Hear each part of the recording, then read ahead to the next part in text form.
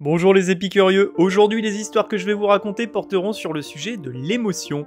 Restez bien jusqu'au bout de cette histoire, parce que vous allez voir, la morale va être très intéressante et vous pourrez l'appliquer dans votre vie de tous les jours. Allez, c'est parti. Histoire numéro 1. L'histoire d'Émilie et son rapport à l'émotion. Il était une fois dans la belle ville de Montpellier, une jeune fille nommée Émilie. Émilie était connue pour sa sensibilité et sa capacité à ressentir intensément chaque émotion. Elle était attachante et empathique, toujours prête à aider ses amis et à écouter leurs soucis. Cependant, cette sensibilité la rendait parfois vulnérable et submergée par ses propres émotions. Un jour, alors qu'elle se promenait dans le parc, Émilie trouva un petit carnet posé sur un banc. Curieuse, elle l'ouvrit et découvrit qu'il appartenait à un certain Lucas, un garçon de sa classe. Le carnet était rempli de dessins magnifiques, chacun représentant une émotion différente. La joie, la tristesse, la colère, la peur et l'amour. Émilie fut touchée par la profondeur des dessins et décida de les rendre à Lucas. Le lendemain, Émilie chercha Lucas à l'école et lui tendit son carnet. « Je pense que c'est à toi. Tes dessins sont incroyables », dit-elle avec un sourire chaleureux. Lucas, surpris et reconnaissant, la remercia. « Merci Émilie. Je décide pour exprimer ce que je ressens. C'est ma façon de gérer mes émotions. » Intriguée, Émilie lui demanda comment il parvenait à capturer si bien ses sentiments à travers ses dessins. Lucas lui expliqua « Les émotions sont une partie essentielle de notre vie. Elles nous guident, nous motivent et parfois nous déconcertent. J'ai appris à les accepter et à les exprimer à travers l'art plutôt que de les laisser me submerger. » Émilie réalisa qu'elle aussi avait besoin d'un moyen d'expression pour ses émotions. Elle décida d'essayer elle-même le dessin. Lucas lui donna quelques conseils pour commencer. « Ne pense pas trop, laisse simplement tes sentiments guider ton crayon, lui dit-il. » Au fil des semaines, Émilie s'aperçut que dessiner l'aidait à comprendre et à gérer ses émotions. Un jour après une dispute avec sa meilleure amie, Claire, Émilie se sentit envahie par la tristesse. Au lieu de se laisser submerger, elle prit son carnet et dessina un paysage sombre et orageux, reflétant son état d'esprit. Une fois son dessin terminé, elle se sentit plus calme et plus claire. Émilie commença à dessiner régulièrement, capturant ses hauts et ses bas émotionnels. Elle découvrit que l'expression artistique était une forme de thérapie qui lui permettait de naviguer dans le monde complexe des émotions humaines. Son lien avec Lucas se renforça et ils devinrent des proches amis, partageant leurs œuvres et leurs ressentis. Un jour, leur professeur de français, Madame Martin, remarqua le talent d'Émilie et lui proposa de participer à une exposition d'art d'école. « Tes dessins sont puissants, Émilie. Ils peuvent toucher les autres de la même manière qu'ils te touchent, » lui dit-elle. Lors de l'exposition, Émilie présenta ses dessins, chacun représentant une émotion différente. Les visiteurs furent émus par la profondeur et la sincérité de ses œuvres. Claire, sa meilleure amie, fut particulièrement touchée par le dessin et représentant leur dispute. Elle comprit alors à quel point cela l'avait affecté Émilie et s'excusa sincèrement. Leur amitié en ressortit renforcée. À la fin de l'exposition, Lucas dit à Émilie « Tu vois, les émotions, même les plus difficiles, peuvent devenir une source de beauté et de connexion. En les acceptant et en les exprimant, tu as trouvé une manière de les transformer en quelque chose de positif. » La morale de l'histoire, c'est que les émotions, qu'elles soient joyeuses ou douloureuses, sont une partie essentielle de la condition humaine. Les accepter et les exprimer, que ce soit à travers l'art, la parole ou toute autre forme de créativité, peut nous aider à mieux les comprendre et à les transformer en force positive. Cette histoire montre que l'expression des émotions est une clé pour la guérison, la connexion avec les autres et l'épanouissement personnel. Petite parenthèse avant la suite de cette vidéo, oublie pas de t'abonner si cette vidéo te plaît, ça m'encouragera à faire plus de contenu. Et n'hésite pas à me faire part de quel sujet tu aimerais traiter dans les prochaines vidéos, je lis tous les commentaires. Allez, je te remercie par avance. Histoire numéro 2. L'histoire d'Arthur et l'émotion. Il était une fois dans la ville pittoresque de Strasbourg un jeune homme nommé Arthur.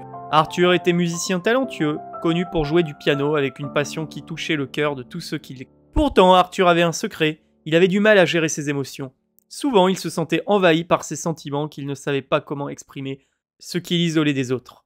Un jour, après un concert réussi, Arthur rentra chez lui avec un mélange de joie et de tristesse qu'il ne pouvait expliquer.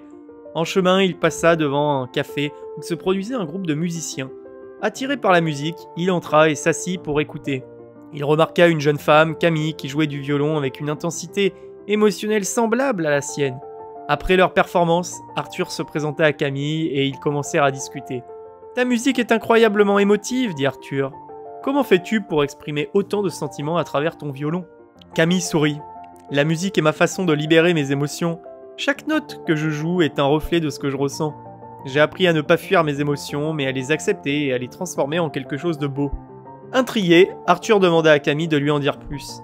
Elle lui expliqua que les émotions, même les plus intenses, ne devaient pas être réprimées. Lorsque tu ressens une émotion forte, laisse-la te traverser. Accepte-la, puis utilise-la pour créer. Que ce soit à travers la musique, l'écriture ou toute autre forme d'art, les émotions peuvent devenir une source de puissance et de créativité. Arthur réfléchit à ses paroles et décida d'essayer. Il se rendit chez lui, s'assit devant son piano et ferma les yeux. Il se concentra sur ses sentiments, laissant ses doigts courir sur les touches sans réfléchir. Pour la première fois, il ne cherchait pas à jouer parfaitement, mais à exprimer ce qu'il avait au fond de lui. Ce fut une révélation. La musique qui émanait du piano était différente de tout ce qu'il avait joué auparavant.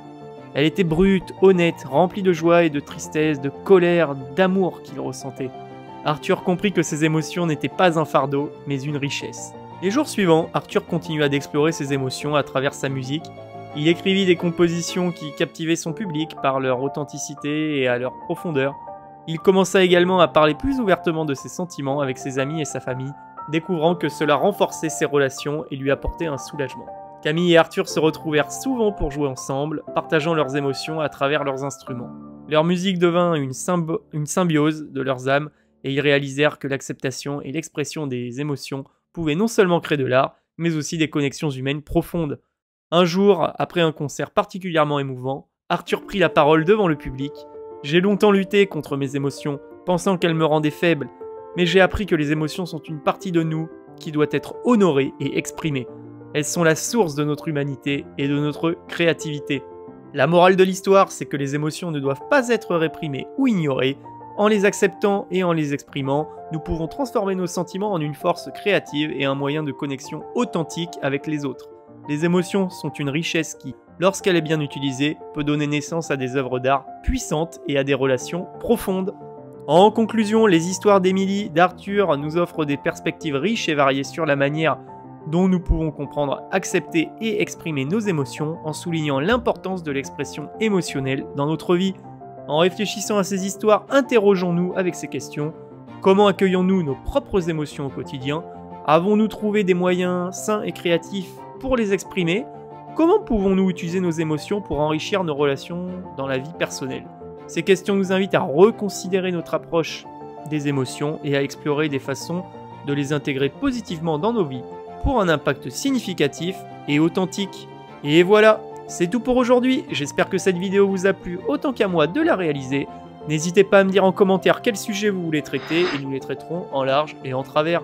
Si vous avez aimé cette vidéo et que vous ne faites pas encore partie de la famille, je vous invite à vous abonner dès maintenant et à activer les notifications pour ne rien rater des prochaines publications.